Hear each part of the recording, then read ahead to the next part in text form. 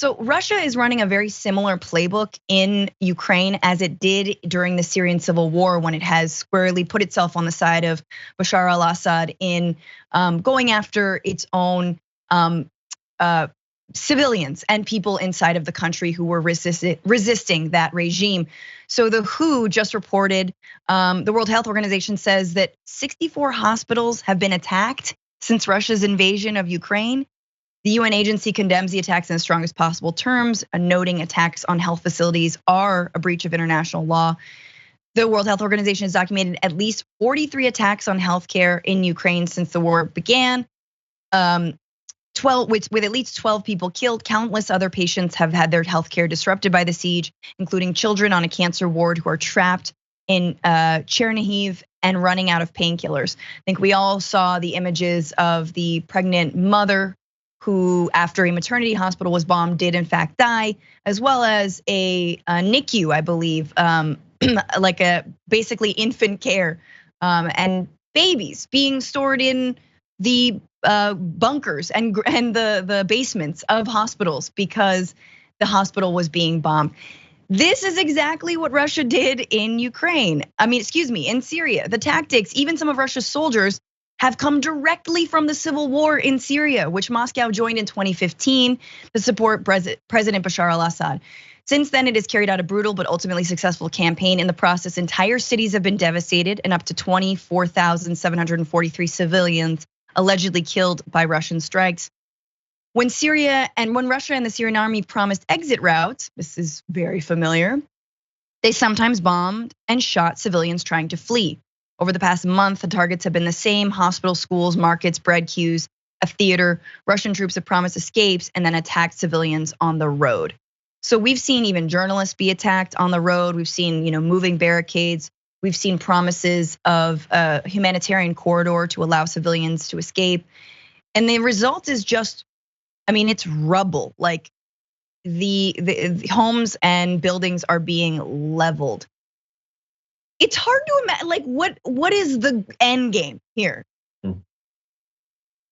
Anyway, David. Look, that's the question, right? What is it that Putin really wants? Does he just want to beat them into submission, kill them all, burn the village down in order to save it? That seems like it. But one of the things that I've heard repeatedly from some military analysts and people who are following closely what's going on in Russia and Vladimir Putin is Putin has this sort of attitude that he doesn't have the same concerns about casualties, about civilian deaths, obviously, that the rest of the world does. That Putin thinks that this is a means to an end. So if it takes killing 50,000, 100,000, 500,000 Ukrainians in hospitals to get them to submit, that's fine by him. And oh, by the way, there's also a lot of intelligence, some anecdotal out there that Vladimir Putin has had incidents in the past where he has welcomed terrorist attacks within Russia because he has found his own approval ratings go up. And so does Putin then set up these sort of false flags? Is he endorsing attacks on Russian citizens because it helps his own power? Maybe.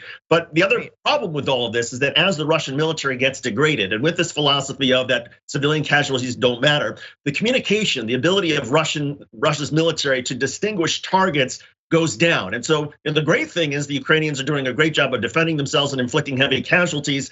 The downside of that is that you're dealing with an army that has bad communication and intelligence to begin with. Now it's even worse because there've been so many Russian soldiers and generals who have been killed. And you add to that this idea that Russia's military doctrine is shoot first, ask questions later. And there is no distinguishing or intelligence about, is this building a hospital? Is it a military headquarters? Is this a school? Is it a town hall? It doesn't matter. If it's standing, it's open fire. And that's a huge problem. I also think, look, I disagree with Joe Biden on a lot of things, but calling Vladimir Putin a war criminal was right on the money. And I did appreciate, unlike Trump, where he says, a lot of people are killers, or we're so great ourselves. No, we're not so great.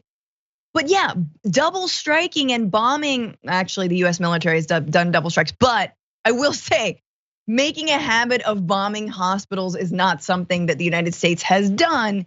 And so it's like, this is deliberate to me. Like, I don't know if I buy that it's like whatever is standing, get it. I think it's super deliberate. It's to send a chill down the spine of Ukrainians and urge them to abandon all hope and leave. And again, I really think it's important for us to see the parallels with Syria.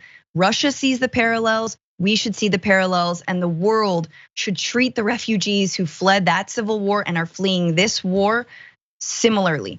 That being said, yeah. That, Francesca, takes it right back to the way you began this with biological chemical weapons concerns. Because again, if Vladimir Putin doesn't have any concerns about bombing hospitals or just wants his troops to sort of level whatever's there, if he can do that more effectively and more efficiently with chemical weapons, biological weapons, nuclear tactical weapons, what's to stop him? And so far it hasn't happened yet. But again, there is this anticipation, there is this expectation among NATO military commanders, among the Biden administration, that perhaps it's only a matter of time before Putin decides, okay, the artillery, the indiscriminate bombing isn't working. Let's bring it up a notch and kill even more civilians and see if that's what causes them to heal.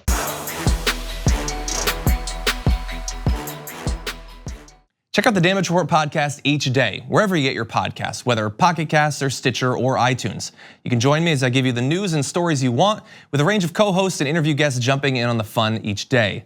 Again, that's the Damage Report, wherever you get your podcasts. And if you get them at iTunes, don't forget to rate and review. Sometimes I'll read them live on the show.